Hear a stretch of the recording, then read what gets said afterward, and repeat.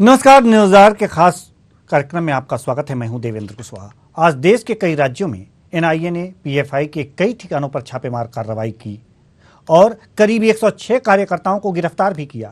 क्यों हुई यह कार्रवाई और गिरफ्तार किया गया इन्हें क्यों, आज इसी विषय पर करेंगे चर्चा। तो आइए शुरू करते हैं आतंक पर एनआईए का वार।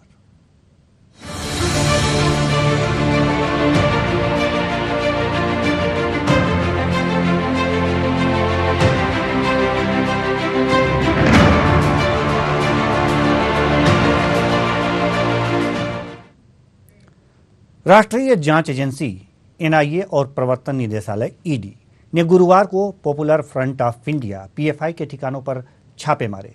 13 राज्यों में इन छापों में पीएफआई के अध्यक्ष समेत 100 से ज्यादा लोगों को गिरफ्तार किया गया है। पीएफआई और उससे जुड़े लोगों की ट्रेनिंग गतिविधियों, टेरर फंडिंग के खिलाफ ये अब तक की सबसे बड़ी कार्रवाई है। यह कार्रवाई किन किन राज्यों में हुए हैं, आपको हम ग्राफिक्स के माध्यम से बताते हैं। एनआईए और ईडी ने 13 राज्यों में जो छापेमार कार्रवाई की है, ये राज्य हैं केरल, तमिलनाडु, कर्नाटक, आंध्र प्रदेश, तेलंगाना, बिहार, पश्चिम बंगाल, उत्तर प्रदेश, राजस्थान, दिल्ली, असम, मध्य प्रदेश और महाराष्ट्र। तो ये 13 राज्य हैं जहां पर एनआईए ने कार्रवाई की है, छापेमार कार्रवाई की है। आखिर पीएफआई अचानक देश भर में पीएफआई पर अचानक एनआईए ने देश भर में रेड क्यों कर रही है? आखिर अचानक क्या हुआ जो एनआईए और ईडी एक साथ पीएफआई के पीछे ही पड़ गई? यह सवाल आपके भी दिमाग में घुमर रहा होगा। दरअसल पीएफआई एक कट्टरपंथी संगठन है। 2017 में एनआईए ने गृह मंत्रालय को पत्र लिखकर इस संगठन पर प्रतिबंध लगाने की मांग की। एनआईए जांच में इस संगठन के कथित रूप से हिंसक और आतंकी गतिविधियों में लिप्त होने की बात आई। एनआईए के डोजियर के मुताबिक यह संगठन राष्ट्रीय सुरक्षा के लिए खतरा है। यह संगठन मुस्लिमों पर धार्मिक कट्टरता थोपने और जबरन धर्मांतरण करने का काम करता है। यह सब टेरर फंडिंग से होता है। पिछले साल फरवरी में प्रवर्तन निदेशालय यानी कि ईडी ने पीएफआई और इसके student wing campus front of India CFI के 5 सदस्यों के खिलाफ मनी लॉन्ड्रिंग के मामले में चार्जशीट दायर की थी। ईडी की जांच में पता चला कि पीएफआई का राष्ट्रीय महासचिव के रऊफ गल्फ देशों में बिजनेस डील की आड़ में पीएफआई के लिए फंड इकट्ठा करता था। ये पैसे अलग अलग जरिए से पीएफआई और सीएफआई से जुड़े लोगों तक पहुंच गए और तभी से यह संगठन इन जांच एजेंसियों के निशाने पर है। तो आइए आपको बताते हैं कि जांच एजेंसियों के मुताबिक जो ये फंड इकट्ठे किए गए 1.36 करोड़ रुपए की रकम आपराधिक तरीके से प्राप्त की गई है। इसका एक हिस्सा भारत में पीएफआई और सीएफआई की अवैध गतिविधियों के संचालन में खर्च किया गया है। सीएए के खिलाफ होने वाले प्रदर्शन, दिल्ली में 2020 में हुए दंगों में भी इस पैसे के इस्तेमाल की बात सामने आई थी। पीएफआई द्वारा 2013 के बाद पैसे ट्रांसफर और कैश डिपॉजिट करने की गतिविधियां तेजी से बढ़ी हैं। जांच एजेंसियों का कहना है कि भारत में पीएफआई तक हवाला के जरिए पैसा आता है, यानी कि हवाला के जरिए ये पीएफआई में पैसा आता है, ये जांच एजेंसियों का कहना है। अब आपको बता रहे हैं कि देश के 23 राज्यों में एक बार और बता दें आपको, देश के 23 राज्यों में पीएफआई सक्रिय है, ऐसा पीएफआई का दावा है। और अब तक 13 राज्यों में छापेमारी चल रही है, जिसमें कुल 106 कार्यकर्ता गिरफ्तार हो चुके हैं। अब ग्राफिक्स के माध्यम से हम जानते हैं कि अब तक कितने कार्यकर्ता किन किन राज्यों से गिरफ्तार हुए। तो आंध्र प्रदेश में आपको बता दें कि आंध्र प्रदेश से 5, असम से 9 और दिल्ली से 3, कर्नाटका से 20 और केरला से 22। मैं आपको बता रहा हूं, एक एक करके बता रहा हूं। और महाराष्ट्र से 20, पुडुचेरी से 3, राजस्थान से 2, तमिलनाडु से 10, उत्तर प्रदेश से 8। अब आपको यह जानना जरूरी हो जाता है कि आखिर पीएफआई क्या है। आइए इसे भी ग्राफिक्स के माध्यम से दिखाते हैं। जो अभी ग्राफिक्स आपने देखा कुछ देर पहले, हम उसी के माध्यम से दिखाना चाहेंगे आपको कि क्या है पूरा नाम। पीएफआई का पूरा नाम है पॉपुलर फ्रंट ऑफ इंडिया। इसका गठन जो है popular front of India PFI का पूरा नाम है। गठन जो है 17 फरवरी 2007 में हुआ था। दक्षिण भारत के 3 मुस्लिम संगठनों को मिलाकर यह बना था। पहला और दूसरा national democratic front Kerala, Karnataka forum of dignity Amanitha Neethi परसाई तमिलनाडु। पीएफआई का दावा है कि 23 राज्यों में यह सक्रिय है। सिमी पटवाइन के बाद तेजी से यह सक्रिय हुआ। दक्षिण भारत में संगठन की पकड़ है।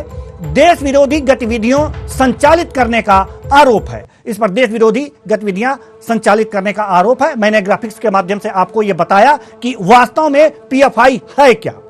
अब आपको बता रहे हैं, तो दरअसल पॉपुलर फ्रंट ऑफ इंडिया यानी कि पीएफआई का गठन 17 फरवरी। तो अब कितने गिरफ्तार हुए हैं, कितने लोग, अब आपको मैं बता रहा हूं कि जो भी प्रदेश हैं, आपको बताएं कि ये जो प्रदेश हैं ये कितने राज्यों में ये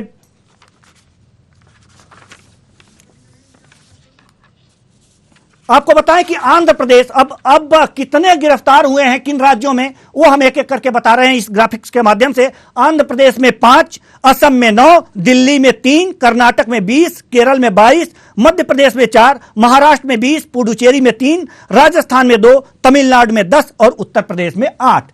ये 11 राज्यों के आंकड़े हमारे पास हैं। हालांकि 13 राज्यों में छापेमार कार्रवाई अभी हुई है और 25 राज्यों में यह संगठन दावा करता है कि हम सक्रिय हैं। तो ये सारी चीजें मैंने आपको बता दिया। आज इसी मुद्दे पर हम चर्चा करेंगे और चर्चा के लिए अब इसी मुद्दे पर चर्चा करेंगे और चर्चा के लिए हमारे साथ मौजूद हैं रत्नाकर सिंह, कांग्रेस प्रवक्ता। बहुत बहुत स्वागत है आपका हमारे इस कार्यक्रम में। लल्लन सिंह, रक्षा विशेषज्ञ, आपका भी बहुत बहुत स्वागत है हमारे इस कार्यक्रम में। और आप पहचानते होंगे इन्हें, captain I Singh Bhadauria, BJP प्रवक्ता। बहुत बहुत स्वागत है आपका हमारे इस कार्यक्रम में। तीनों मेहमानों से अब हम चर्चा की शुरुआत करेंगे। डिबेट को ओपन करते हैं। सबसे पहले हम रक्षा विशेषज्ञ लल्लन सिंह जी के पास जाना चाहेंगे और यह जानना चाहेंगे कि वास्तव में पीएफआई देश की सुरक्षा के लिए कितनी बड़ी, यानी कितना बड़ा खतरा था पीएफआई देश की सुरक्षा के लिए। आपसे जानना चाहेंगे लल्लन सिंह जी, आपसे ही शुरुआत है, आप जवाब दीजिए प्रश्न का।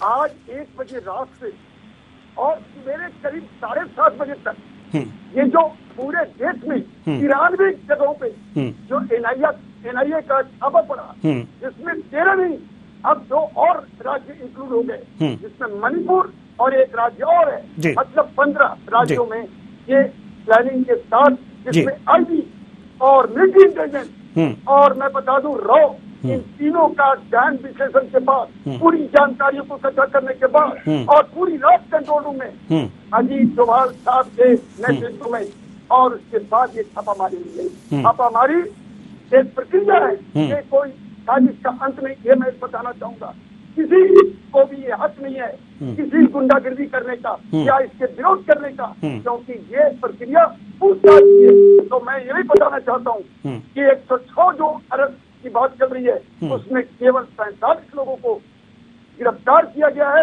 और जिसमें कुछ ऐसे लोग हैं जिसको कोर्ट ने इनको रिमांड पर भी दे दिया, क्योंकि इनके पास प्रमाणित आपत्तिजनक संदिग्ध सामग्रियां मिली हैं, जो कि देश के लिए बहुत ही खतरनाक साबित होगी और हो सकती थी। मैं ये बताना चाहता हूँ, आपने जो पूछा कि ये चरमपंथी एक संगठन है जो बाबरी विध्वंस के बाद पूरी देश में सीमित खत्म होने के बाद ये एक रूप से अपना आया है और पूरे देश में अपने तरीके से ये सामाजिकता के नाम पे देश को डिस्टर्ब करने की पूरी तैयारी में है, जिसका फुलवारी शरीफ, हाल का बॉर्डर, भोपाल हो या कर्नाटक हो या केरला हो, लेकिन इनकी सोच 47 से पहले इस्लामिक कंट्री का सोच, जो कि अलकायदा और बोको हराम से भी ज्यादा खतरनाक साबित हो सकता है। तो मैं मानता हूँ कि जो एनआईए का छापा हुआ ये बहुत सही हुआ। अब इसके ऊपर प्रहार ऐसा हुआ है कि अब इसको प्रतिबंध लगाने की तैयारी हो सकती है, जो अभी तक लेट हुआ तो हमें मानना पड़ेगा।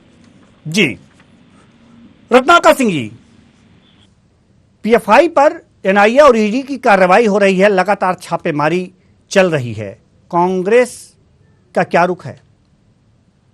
क्या सोचती है कांग्रेस? देखिए, मैं अभी ललन जी की बात सुन रहा था। ललन जी ने एक अपने लास्ट सेंटेंस में एक बात कही कि ये जो प्रतिबंध की कार्रवाई हो सकती है, जो अभी चीजें हो रही है वो काफी लेट हुआ। लेट शब्द इन्होंने इस्तेमाल किया, जो मैं पूरी तरह से सहमत हूँ। देखिए, पीएफआई एक कट्टरपंथी संस्था है और जानते हैं आप कि कट्टरपंथी संस्थाएं जो है वो धर्म विशेष कार्य करती हैं और लोगों को उकसाने में, दंगा भड़काने में और लोगों को एक दूसरे से लड़ाने का काम करती हैं। तो ये पीएफआई भी वही संगठन है जो सिमी के बैन के बाद जो है बहुत तेजी से उभरा। लेकिन मेरा कहना यह है कि भारतीय जनता पार्टी की मोदी सरकार जो केंद्र में बैठी है, तमाम सबूतों के बावजूद भी, तमाम हिंसा में इनका इन्वॉल्वमेंट होने के बावजूद भी, तमाम टेरर फंडिंग के बावजूद भी इसके ऊपर समय रहते कार्रवाई क्यों नहीं की गई? मेरा प्रश्न ये है। मेरा प्रश्न ये भी है भारतीय जनता पार्टी से कि जब 2017 में एनआईए ने इसके खिलाफ पूरा सबूत देकर गृह मंत्रालय से मांग किया था कि इस संगठन के ऊपर बैन लगाया जाए, तो क्या मोदी सरकार तभी सो रही थी? जब संसद में 15 सितंबर 2020 को इनके ही सांसद तेजस्वी सूर्या ने पूछा कि अभी तक पीएफआई पे बैन क्यों नहीं लगाया गया, तो इनका जवाब संसद में था कि इनके पास पर्याप्त सबूत नहीं है। इनके पास पर्याप्त सबूत थे लेकिन ये एक्शन नहीं लेना चाहते थे। उसका कारण यानी कि एक्शन लेने में देरी क्यों हुई? एक्शन लेने में देरी क्यों हुई? ठीक है, कैप्टन हरि सिंह भदौरिया, एक्शन लेने में देरी क्यों हुई? कुशवाहा जी, बिल्कुल सही बात है। पीएफआई बहुत दिनों से एनआई के रेडार पर थी और एनआईओ ने सबूत भी इकट्ठे किए थे, मगर सरकार के पास जो सबूत, इसको किसी भी एक संस्था के ऊपर अगर आपने प्रतिबंध लगाना है तो सबूत पूर्ण रूप से होना चाहिए। ऐसे सबूत ना हो कि वो कोर्ट में जाके जो है ना उनकी टाई फिक्स हो जाए। तो सरकार अपनी जगह सही थी। सरकार ने कहा हमें और सबूत चाहिए, पर्याप्त सबूत चाहिए कि अगर ये हमारे खिलाफ न्यायपालिका में जाते हैं तो वहां इनको जो है ना मुंह की खाना पड़े, ये नहीं कि आप लोग मुंह की खा के आ जाए। तो एनआई को अपने पे काम पे लगा रखा, जो भी सुरक्षा एजेंसियां थी काम पे लगी रही, मगर इनकी सबसे ज्यादा जब पूरा रूप से पता चला जब दिल्ली में दंगे हुए, जातिगत दंगे, उसमें भी इसका जो है ना पैसा ज्यादा से ज्यादा पीएफआई का फंड यहाँ यूज हुआ दंगों में। उससे पहले एक सीएए का एक प्रोटेस्ट बैठा था, आपने देखा होगा शाहीन बाग पे। उसमें पर डे का खर्चा 1 से 1.5 करोड़ का था और ये जांच एजेंसियां यही चीज नोट कर रही थी कि ये पर डे का 1.5 करोड़ जो खर्चा इस प्रोटेस्ट में हो रहा है, ये कहां से आ रहा है? माफ कीजिएगा। तो ये सारी चीजें जब जांच एजेंसियां सारी चीजें निकाल के लाई और गृह मंत्रालय को सौंपी है, तो गृह मंत्रालय के पास आज पूर्ण रूप से सबूत है। तो आज हमने सीए और एनआरसी पर जो प्रदर्शन हुए थे, जो आंदोलन हुए थे, धरना प्रदर्शन हुआ था, उसकी आप बात कर रहे हैं। कोरोना से पहले की बात है और जब उसमें इतने पैसे खर्च हुए थे तो वो सबूत इकट्ठा करने में हमारी एजेंसियों को इतना समय लग गया? क्या हमारी जो सुरक्षा एजेंसियां हैं उनका तंत्र इतना कमजोर है कि 2-2 साल लग जाते हैं सबूत इकट्ठे करने में? तब तक तो आतंकवादी अपना आतंक मचा के फरार हो जाएगा। पता नहीं कितने जगह बम ब्लास्ट हो गए होते। क्या कहना चाह रहे हैं जी? इसके बाद हम आ रहे हैं रत्नाकर सिंह जी आपके पास। जी कुशवाहा जी, जांच एजेंसियां शुरू से ही अपना काम कर रही थी और जांच एजेंसियां सबसे मेन बात जो देख रही थी वो ये देख रही थी कि इनके तार कहाँ जुड़े हैं। सिर्फ हमें एक ही जगह हाथ नहीं डालना था, क्योंकि एक जगह हाथ डालने से सारे लोग बच के निकल जाते। तो इसीलिए हमने कहा तसल्ली से करिए, इनकी पूरी जड़ तक पहुंचिए। और आज हमने जड़ पूरी पता कर ली है, तभी तो एक साथ 13 राज्यों में हमने छापा मारा है। अगर हम जल्दबाजी करते तो हो सकता है इतने राज्यों में इनके जो ठिकाने थे, इनके जो हेडक्वार्टर थे, शायद पता नहीं चलता। जल्दबाजी में ये चीजें नहीं करना था। तो जल्दबाजी ना करके हमने जो आज करके दिखाया उसी का ये मुख्य नतीजा है कि आज एक साथ 13 राज्यों में हमने छापा मार के 116 लोग अभी तक गिरफ्तार हो चुके हैं। चलिए हम ताजा अपडेट कर लेते हैं आपके माध्यम से। हम ताजा अपडेट कर लेते हैं कि अब तक 116 लोग गिरफ्तार हो चुके हैं। जी, हम आपके माध्यम से ये बता रहे हैं अपने दर्शकों को कि इस मामले में अब तक 116 लोग गिरफ्तार हो चुके हैं।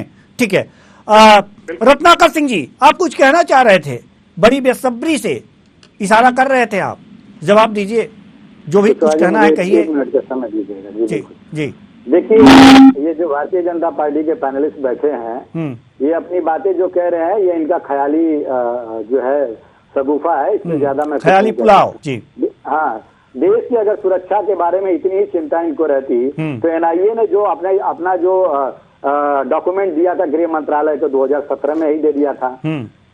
तमाम दंगे, चाहे कानपुर का दंगा ले लीजिए, खरगोन का दंगा ले लीजिए, जहांगीरपुर का दंगा ले लीजिए, करौली का दंगा ले लीजिए, हर दंगे में पीएफआई का हाथ मिला है और सारे दंगों में इसी संस्था का हाथ पाया गया है।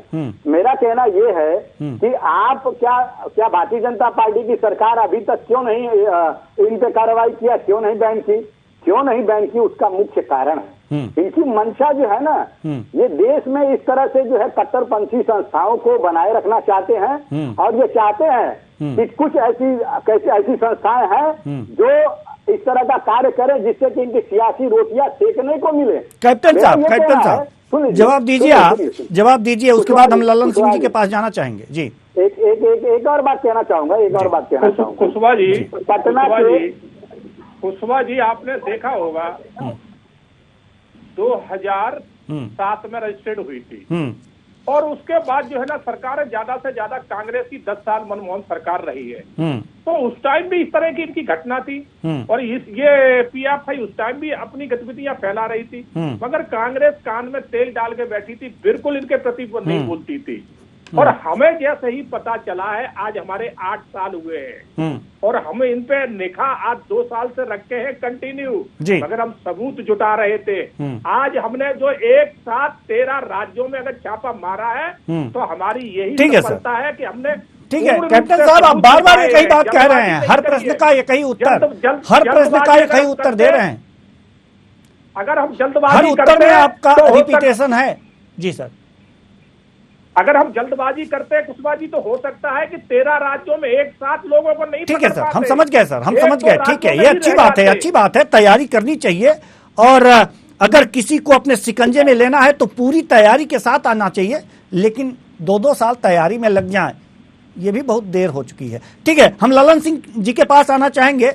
ललन सिंह जी, जैसा कि अभी रत्नाकर सिंह जी कह रहे हैं कि बहुत देर हो चुकी है, और दूसरी बात इन्होंने ये कहा कि ये चाहती ही नहीं, बीजेपी चाहती ही नहीं कि इस तरह के कट्टरपंथी संगठन समाप्त हों जिससे कि उनकी दुकान चलती रहे। जी देवेंद्र जी, सिंह साहब की बातों को भी मैं एक्सेप्ट करता हूं और कैप्टन साहब की भी। मैं एक चीज कहना चाहता हूं, ये बड़ी अच्छी बात है कि कांग्रेस और बीजेपी दोनों तैयार हैं कि अब पीएफआई को फाइनल प्रहार, क्योंकि इन्होंने नापाक साजिश जो किया है उसका हम लोगों ने पूरी तैयारी के साथ रेड की कार्रवाई कर दी है और हमें सामग्री पूरी तरह से मिल चुकी होगी। हमारी सूचना तंत्र को पूरा प्रमाण प्राप्त हो चुका होगा। ये मैं अपनी जानकारी के तौर पे एक एंटीसिपेशन बात बता रहा हूँ, लेकिन एक बात मैं ये कहना चाहता हूँ, मुझे इससे भी निष्पक्षता नहीं लगता। मुझे मत बोलिएगा कि मैं किसी पार्टी से रिलेटेड हूँ। आप देखिए, सीमांचल में कल गृह मंत्री अमित शाह आ रहे हैं और वो किशनगंज और पूर्णिया में उनकी मीटिंग है। मानता हूँ वो राजनीति के लोग हैं, वो अपनी पार्टी के लिए कुछ करेंगे, लेकिन क्यों ये बात नहीं सोचते कि नेपाल और बांग्लादेश का बॉर्डर वहाँ पे है, पशु जिसको कैटल लिफ्टिंग बोलते हैं, वहाँ पे रोहिंग्या का पूरी तौर पे घुसपैठ होता है, वहाँ नेपाल से ड्रग्स और चीन से भी अब कुछ आना जाना शुरू हो चुका है और एलओसी बंद होने के बाद ये रास्ता अभी बांग्लादेश और चीन और पाकिस्तान का मिला जुला हरकत करने का एक मौका बन रहा है। तो फिर जब इतने हाइड आउट मिल चुके हैं, यहाँ अच्छे सब्जेक्ट पकड़े गए हैं जिससे पूरी भारत के अंदर पूछताछ जारी है और आज का भी एनआईए का रेड है इसी आधार पे, तो फिर क्यों गृह मंत्री के आने पे कितनी पार्टियों में हलचल है, क्या जरूरत है? ठीक है सर, आप इस बात को सोचना चाहिए और इसके ऊपर विचार करना चाहिए। ठीक है सर, ठीक है। रत्नाकर सिंह जी, सवाल आपसे भी है, 2007 में इसका गठन हुआ था, 2007 में और इसके गठन के वक्त सरकार किसकी थी और उसके बाद किसकी रही? और यह भी माना जाता है कि पीएफआई जो है ये अपने गठन के बाद से ही देश विरोधी ताकतों के साथ हाथ मिलाती रही है और देश विरोधी गतिविधियों में संलिप्त रही है। फिर जब कांग्रेस की सरकार थी तब ऐसा एक्शन क्यों नहीं लिया गया? देखिए, कैप्टन साहब ने प्रश्न किया था जी, उसका जवाब दीजिए। मैं मानता हूं कुशवाहा जी कि 2007 में इसका गठन हुआ था, लेकिन ये शुरुआती दौर में ये अपने संगठन को मजबूत करने का काम कर रहे थे और ट्रेनिंग वगैरह देने का काम करते थे। इस तरह की हिंसक घटनाएं कहीं पे भी जो देखने को मिली नहीं थी। लेकिन आप अगर देख लीजिए 2017 के बाद ये बहुत ही तेजी से इन्होंने अपना वजूद बनाना शुरू किया। मैं आपको पटना में जब पीएफआई का कुछ आतंकी मिले गए थे, यही मानवजीत सिंह जो पटना के एसएसपी थे, उन्होंने कहा था कि इस जो ये कट्टरपंथी संस्था है, उन्होंने लिखित रूप से कहा था कि यह एक कट्टरपंथी संस्था उसी तरह है जिस तरह से आरएसएस एक कट्टरपंथी संस्था है। मानवजीत सिंह का ये बयान है, मैं आपको याद दिलाना चाहता हूँ। आरएसएस पे भी बैन लगा चुके हैं सरदार पटेल। तो ये कट्टरपंथी संस्थाएं जो देश में उभरने का काम करती है, इस पे लगाम लगाने का काम जो है वो सरकार का है। पीएफआई पे आइए ना सर, सरदार पटेल पे जा रहे हैं, आरएसएस पे चले गए, पीएफआई पे आइए ना। आपकी जब सरकार थी, कांग्रेस की सरकार थी, 2007 में गठन हुआ। कुशवाहा जी, ये कट्टरपंथी संस्थाएं हैं और कट्टरपंथी संस्थाओं पे में आरएसएस भी आता है। मानवजीत सिंह एसएसपी हैं, उन्होंने कहा है ये बात। कुछ दिन पहले ये पीएफआई के जब भी आतंकी पकड़ाए थे उस समय उन्होंने कहा था। मेरा ये कहना है कि सरकार आखिर क्यों नहीं लगाम लगा रही है कट्टरपंथी संस्थाओं पे? कैप्टन साहब जवाब दीजिए। क्यों राजनीति किया जा रहा है? क्यों राजनीतिक रोटियां सेकी जा रही है? आरएसएस पर भी वैन लगना चाहिए, वहां उसके ठिकानों पर भी छापेमार कार्रवाई होनी चाहिए। रत्नाकर सिंह जी के कहने का तात्पर्य यही है। जवाब पहले दीजिए, उसके बाद यही प्रश्न हम लल्लन सिंह जी के पास लेकर जाना चाहेंगे। ठीक है, कैप्टन साहब जवाब दीजिए आप। कुशवाहा जी, जब 2007 में ये जो इसका जब गठन हुआ तो कांग्रेस ने पूर्ण रूप से इनका संरक्षण किया है और जब से हमारी सरकार आई है हमने कहीं ना कहीं इनको नेस नाबूद करना चाहा। जहां भी हुआ पकड़ा है इनको और बार बार कांग्रेस ने कहा है कि मुस्लिमों को जानबूझ के परेशान करा जा रहा है। ठीक है, जानबूझ के इनको बार बार कांग्रेस ठीक है सर में खड़ी हुई है। ठीक है सर, तो ये इनकी सोच बन चुकी है कि हमें किसी न किसी तरह से आज भी जयराम रमेश का आज का जो है ना, आप जयराम रमेश का आज का मुद्दे से भटक रहे हैं सर। ये मेरे प्रश्न का जवाब नहीं हुआ। ये मेरे प्रश्न का जवाब नहीं हुआ। पीएफआई और आरएसएस को मिक्स किया गया है, ये रत्नाकर सिंह जी ने मिक्स किया है, आप बताइए। बिल्कुल कुशवाहा जी, पीएफआई एक आतंकवादी संगठन है जी और आरएसएस एक देशभक्त संगठन है। इसके लिए राष्ट्रपति इनके अब मैं अगला सवाल, ठीक है सर, हम आपको रोकेंगे। इनकी पार्टी के राष्ट्रपति ने उनके प्रोग्राम में जाके ये जाहिर कर दिया था कि ये देश प्रेमी संगठन है। अगर इसके खिलाफ अगर कांग्रेस ला रही है तो कांग्रेस की सोच यही पता चल जाती है कि एक आतंकवादियों को एक जो देश का प्रेमी संगठन है, जो राष्ट्रभक्त संगठन है, उसके बराबर पे खड़े कर रहे हैं। तो कांग्रेस की सोच यही पता चल जाती है। ठीक है सर, इसको मिक्स करके इस संगठन को खुश करना। बिल्कुल, हम आप ही के पास आ रहे हैं रत्नाकर सिंह जी, हम आप ही के पास आ रहे हैं। सवाल मेरा है और जवाब आपका होना चाहिए। टेरर फंडिंग पर कार्रवाई हो रही है, छापेमारी हो रही है ईडी की और एनआईए की। संघ की बात कर रहे हैं आप, आरएसएस की बात कर रहे हैं कि वो भी एक कट्टरपंथी संगठन है। टेरर फंडिंग के कोई सबूत हैं आपके पास? देखिए, पर्याप्त सबूत मिले थे सरदार पटेल के टाइम में। इन्होंने जब गांधी की हत्या की थी उसमें बहुत सारे सबूत मिले थे और जिसकी वजह से उसको बैन किया गया, सरदार पटेल ने बैन किया।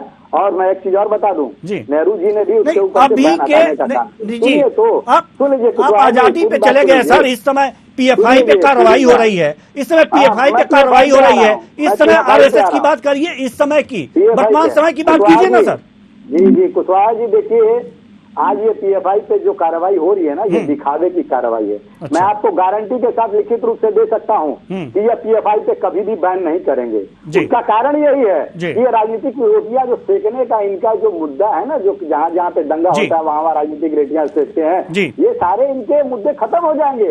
ये दिखावे की कार्रवाई है और ये कभी पीएफआई चलिए ठीक है, ठीक है, ठीक है, टीवी पे चिल्ला लें, ये दिखावे की कार्रवाई है। अगर कार्रवाई करनी होती, बैन करना होता तो 2017 में जब एनआईए ने गृह मंत्रालय को रिपोर्ट भेजी तभी ये बैन कर दिए होते। ठीक है, लेकिन ये करेंगे नहीं। ये चाहेंगे कि हिंदू मुसलमान हो, ये चाहेंगे कि दंगा हो, ताकि उससे सियासी रोटियां जो है ये सेकते रहें। ठीक है सर, ठीक है। ललन सिंह जी, पीएफआई पे कार्रवाई हुई है लेकिन बैन नहीं लगाया जाएगा क्योंकि राजनीतिक रोटियां सेकनी है बीजेपी को, ऐसा रत्नाकर सिंह जी कह रहे हैं। नहीं, मैं और दूसरी बात, पहले इस सवाल का जवाब दीजिए, उसके बाद दूसरा सवाल जल्दी से, क्योंकि हमारे पास समय की कमी है। देवेंद्र जी, मैं नहीं मानता हूँ। मैं दावे के साथ कहता हूँ कि अभी तो 45 लोग केवल गिरफ्तार हुए हैं, बाकी जो 116 में है वो डिजाइन किए हुए हैं और ये आपत्तिजनक सामग्री मिल चुकी है, प्रमाण सबूत मिल चुका है और अहम बहस शुरू हो चुका है गृह मंत्री का। मैं दावे के साथ कह सकता हूँ कि 100%, मैं तो सरकार नहीं हूँ लेकिन 100% इसके ऊपर प्रतिबंध लगेगा, इसमें कोई शक नहीं। ललन सिंह जी, एक सवाल का जवाब और दे दीजिए आप, लगे हाथों बोला जाए। रत्नाकर सिंह जी ने कहा है कि आरएसएस और पीएफआई एक तरह से तुलना कर दी है, क्या लगता है? नहीं जी, मुझे एकदम साफ इसमें फर्क लगता है। मैं कोई आरएसएस का सदस्य नहीं। आरएसएस जैसा आपने बताया, कोई आर्थिक फंड उसको बता दीजिए, कोई उसकी देश विरोधी हरकतें बता दीजिए और उसके कोई ऐसे कार्यकलाप बता दीजिए जो पूरे हिंदुस्तान में आज ही आपने देखा कि एक मदरसे में रत्नाकर सिंह जी का प्रमुख गया था और उन्होंने उनके साथ बहुत बेहतर संवाद किया। तो मैं नहीं मानता कि आरएसएस और पीएफआई एक जैसे हैं, मैं इसको मानने के लिए तैयार नहीं। जी, रत्नाकर सिंह जी जवाब दीजिए। कुशवाहा जी, मैं ललन जी की बात सुन रहा था, ये बोल रहे हैं कि बहुत ही संजीदगी से इस बात को बार बार रख रहे हैं कि कई जगह छापे हो रहे हैं और सबूत पर्याप्त मिल चुके हैं, जैसा कि बीजेपी के पैनलिस्ट भी कह रहे हैं। मेरा कहना ये है कि ये सबूत तो बहुत पहले से मिले हैं जी। ललन जी, अगर बहुत पहले से सबूत जब मिले हैं तो उस पर कार्रवाई नहीं कर रहे हैं, तो भारतीय जनता पार्टी की मंशा आप समझने की कोशिश करिए ना। ये बैन नहीं करेगी, ये कार्रवाई सिर्फ इनका दिखावा है और ये दिखावा कर रहे हैं कि हम पीएफआई पे कार्रवाई कर रहे हैं। बैन करने की मंशा होती है और मकसद होता है, तो जब संसद में ये बात उठाते इनके सांसद की बैन क्यों नहीं हो रहा है, तभी ये बैन कर देते। और ये सबूत नहीं मिलना, सबूत तो एनआईए ने दिया। तमाम से जो दंगे हुए हैं उन दंगों में सारे इनके पास सबूत मिले हैं। खरगोन की घटना, कानपुर की घटना, जहांगीर की घटना, करौली की घटना, तमाम दंगे हुए जहां पे इनके सबूत मिले हैं, तो पर्याप्त सबूत मिला हुआ है। उसके बाद भी भारतीय जनता पार्टी जब पीएफआई के बैन नहीं करती है। कैप्टन साहब जी, समय बहुत कम है हमारे पास। कैप्टन साहब जी जवाब दीजिए। कुशवाहा जी, बिल्कुल बैन होगी और इसके लिए हाई कमान की मीटिंग चल रही है और बहुत जल्दी इसके ऊपर डिसीजन लिया जाएगा, इसको बैन करेंगे।